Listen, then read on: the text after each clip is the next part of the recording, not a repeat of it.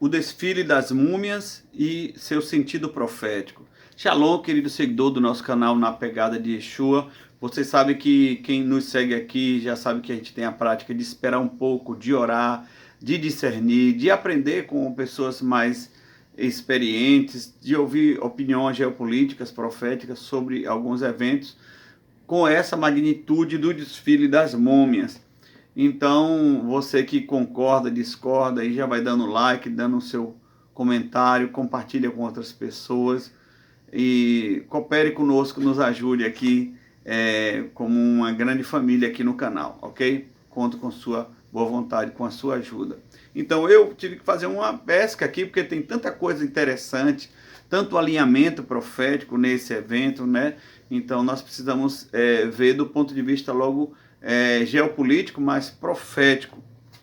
Lembrando que nós já ouvimos aí alguns comentários de arqueólogos, egiptólogos, como o Rodrigo Silva. Você espera que tenha um alinhamento profético e não tem nada, só tem mais do mesmo, aquele estudo de um cientista, de uma pessoa que vai trazer um ponto de vista técnico, de múmias e tudo, um arqueólogo, mas nós estamos precisando de algo que possa abrir nossos olhos proféticos. Então eu ouvi largamente um vídeo do Rodrigo Silva de 36 minutos, mas não agregou nada assim do que a gente precisa, além da mera letra, além da mera tecnicidade, não é?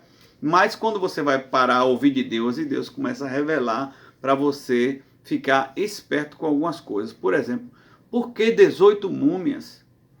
Que são exatamente 18 faraós e mais 4 das suas esposas. É um número muito suspeito, porque dividido por 3 sempre vai dar o 666.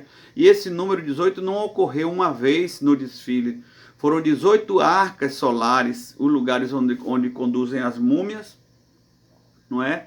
Já fazendo uma referência ao Deus que eles adoravam, o Deus Sol. Osíris adorava o Deus Sol, então as arcas solares. Foram 18 tiros em homenagem. E foram 18 pessoas mortas nesse período, porque aconteceram pelo menos 3 fenômenos fora do comum em relação e em torno do Egito. Houve a questão do navio que ficou encalhado no canal de Suez, muito suspeito, não é? Gerou muito prejuízo para o Egito e já estava começando até a dar prejuízo para a Bolsa de Valores, não é? Houve esse encalho do navio, houve um deslizamento de terra que fechou uma parte ali também do Cairo, não é?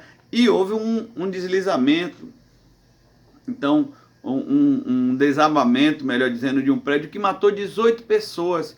Ou seja, esses 18 deuses adorados requereram as vidas. Nós estamos falando de batalha espiritual, irmão. Isso aqui não é brincadeira, não. O que tem acontecido, a gente sabe do histórico do Egito, de como o Egito, Roma e Babilônia sempre foram ninhos, né, na história da Bíblia, da palavra de Deus, na história do povo de Deus, na história do mover do relacionamento de Deus com o homem. Essas 3 nações, elas sempre foram ninhos para acolunhar demônios, não é? Demônios que pessoas chamam de extraterrestres, que chama de reptiliano, pode chamar o que for, híbridos, não é?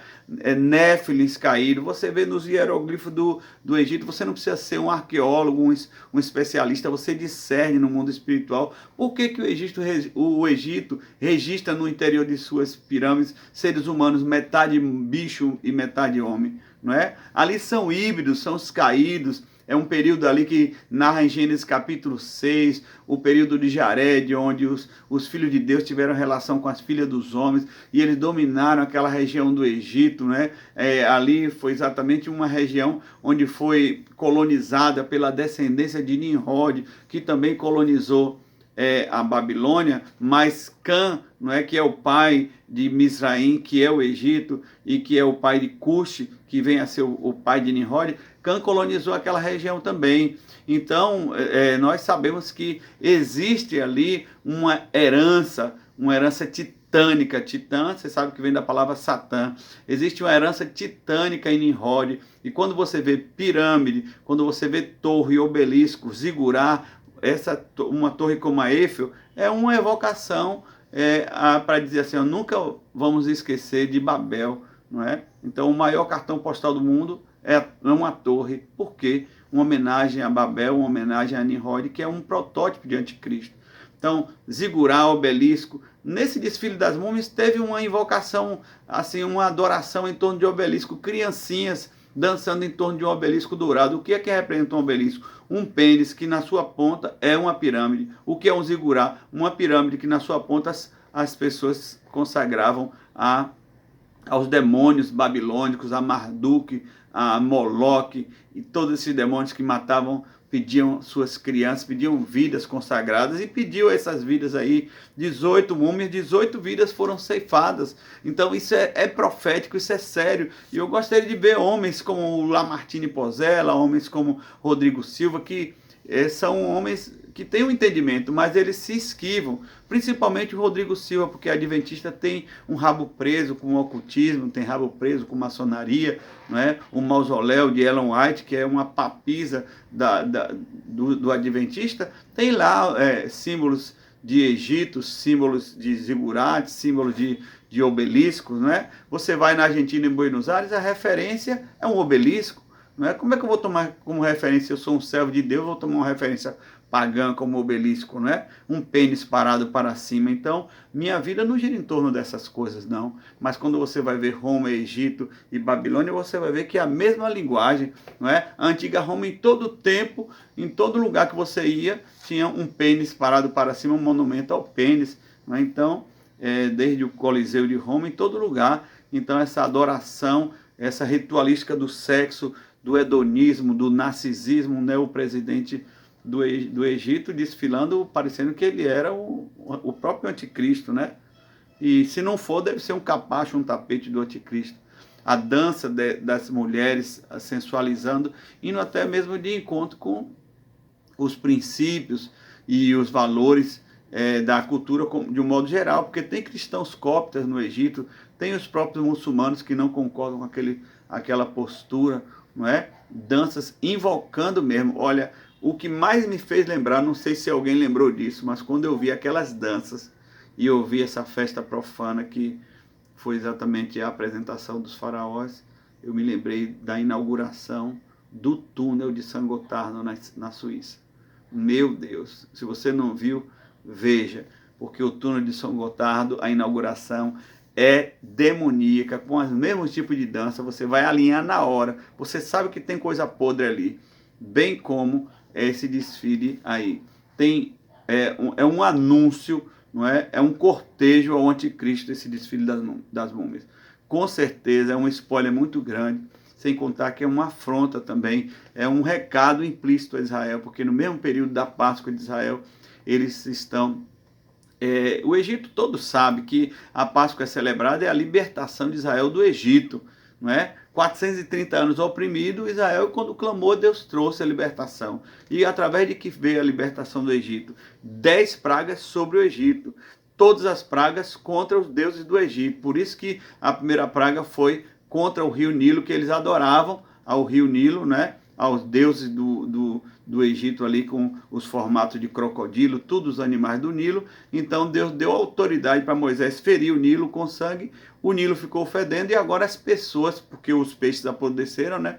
E as pessoas daquela época que adoravam o Nilo agora estavam repelindo, estavam odiando aquele rio fétido. Então foi dessa maneira didática que Deus estava ensinando: eu sou Deus. Os deuses do Egito nada são. E culminou na 10ª praga, que foi a morte dos primogênitos, que é exatamente onde acontece a Páscoa, onde o Cordeiro Pascal é representado ali sobre cada família, comendo o cordeiro e espargindo o sangue no umbral, para o anjo da morte passar por cima. Daí vem a palavra Pessa, que é Páscoa, né?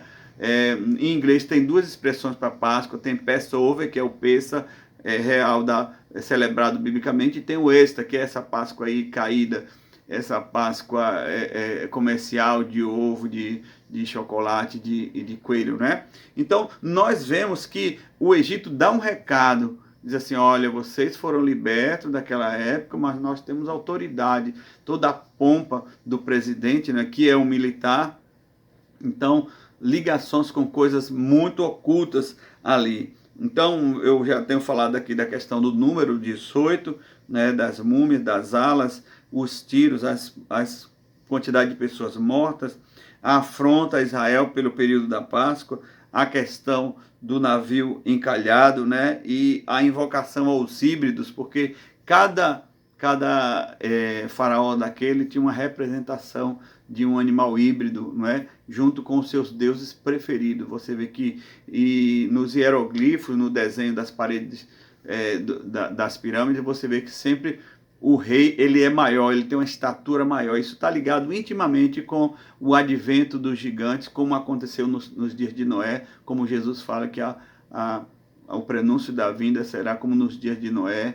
Então você vê nos desenhos sempre o rei Deus, né, que tinha a cultura do rei Deus no Egito, onde os deuses, os faraós são bem maiores que as pessoas normais e que seus deuses, metade cachorro, metade ser humano, metade falcão, metade ser humano, todos eles híbridos, fazendo uma referência muito forte ao hibridismo que aconteceu ali em Gênesis capítulo 6, não é? E, enfim, aquelas danças ritualísticas são danças que invocam, são danças para invocar demônios, como bruxas dançavam em torno de uma adoração na floresta, seres druidas ali na Inglaterra. Cada país invoca a demônios de uma maneira diferente, né? E o Egito tem o seu formato ali.